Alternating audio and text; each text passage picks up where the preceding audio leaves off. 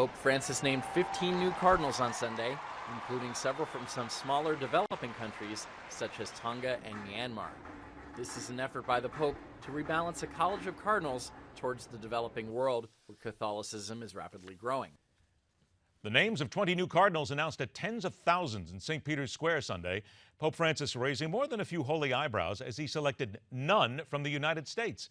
As His Holiness continues to overhaul the Catholic Church, he increases the chance that the next pope will once again come from the non-traditional developing world. Add to that a little climate change controversy, and we're still discussing a pope with no intention of being meek and mild. Let's welcome to MidPoint senior editor at The Catholic Thing, as well as the senior fellow at the Faith and Reason Institute, Brad Miner, joins us. Brad, pleasure to have you on the show again.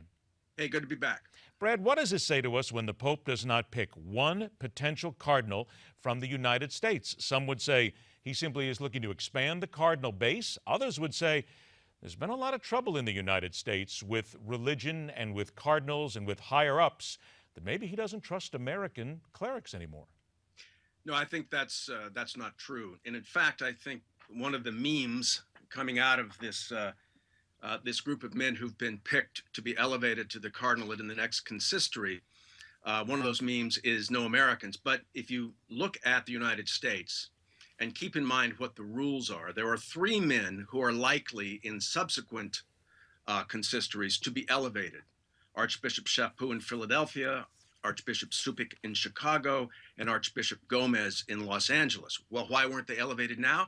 Because living in those archdioceses are 3 cardinals: Justin Regali, Francis George, and Cardinal Mahoney in Los Angeles. They're all under the age of 80. And you cannot have in a particular archdiocese more than 1 cardinal who can vote in a conclave.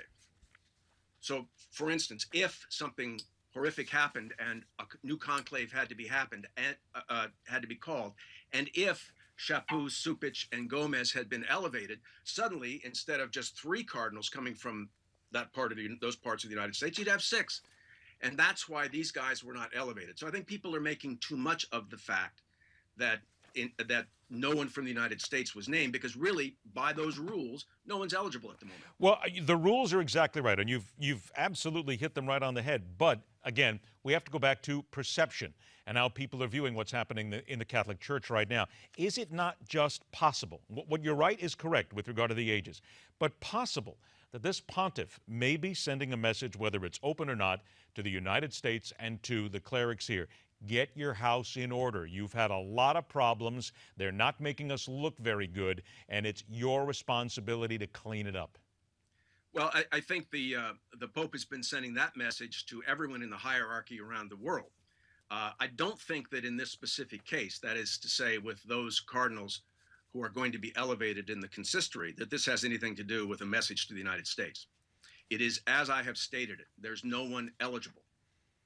Do you agree then with those, and the New York Times recently said this, where they talked about Pope Francis using his papacy to root out, and I quote, corruption, inefficiency, careerism, and other problems in the church? Is that what you see as part of what he's doing here today? Yes, definitely. Now, again, I don't think there are too many so-called Vatican experts, anyone you might have on, who knows much about the cardinals in Burma and Thailand and Vietnam and some of these other places. We just don't know them. Now, whether or not these choices that he has made, which come outside of the traditional Catholic powerhouses, whether that has anything to do with his clearly stated intention to clean up the Vatican, I'm not sure, because I just don't know enough about the identities of these people. But I think, there's been a lot of talk also about diversity. It's a buzzword in the United States, isn't it? But I think this is really more about demography and even disparity. There aren't any Americans elevated to the cardinalate, but there are also no Brazilians, which is interesting. But speaking of disparity, there are 12 cardinals living in Brazil, only 5 of whom may vote in a conclave, 20 living in the United States, 11 eligible to vote at this particular time. Why is that significant? Because Brazil is the largest Catholic country in the world. So there's no doubt that part of what the Pope is trying to do here is make the College of Cardinals look a little bit more like the Catholic world as it is today.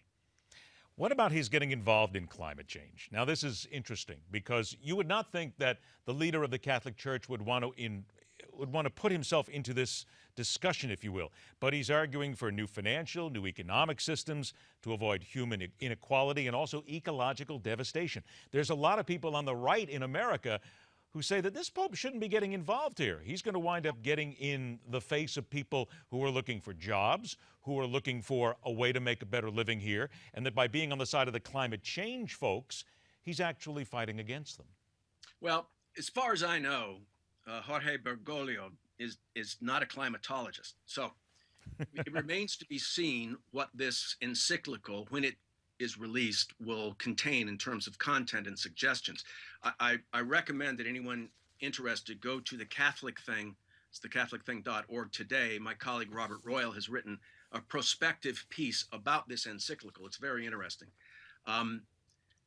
It depends on who's giving him advice about the science in a way, because that's he's entering into the worlds of science and politics. And I think it's right for people to be concerned that maybe these are not, strictly speaking, areas of expertise for people in the Catholic Church, bishops, archbishops, cardinals, and even the Pope. I got about a minute left here, Brad. How would you then react to those people who say, quote unquote, the Pope should back off? He's getting involved in some things that simply he shouldn't get involved in, that's not within the realm of religion. It's an argument that you can make, but I can promise you this, Ed, he's not backing off. One thing about this man is he is going to go where the Spirit tells him he should go. And I think he's, one of the things that characterizes him is humility. So I don't think there's arrogance behind this. I don't think he's the leftist that a lot of people think he is. But, you know, he's going to go where angels fear to tread, and that's just who he is. No matter what happens, no matter what ripple effects it may have on the Catholic Church. Well, I think that his view is he's given this job.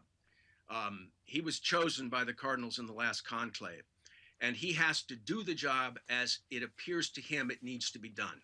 So I'm not sure he is thinking about consequences, but I also remind my conservative Catholic friends, and I certainly count myself as a conservative Catholic. 10 seconds. He has not yet made any change in doctrine. And as long as he doesn't, then I think we can live with these funny geopolitical statements. Good point. Brad Miner from the Catholic Thing, thanks so much for joining us and your comments as well. Stay with us. MidPoint continues right after this.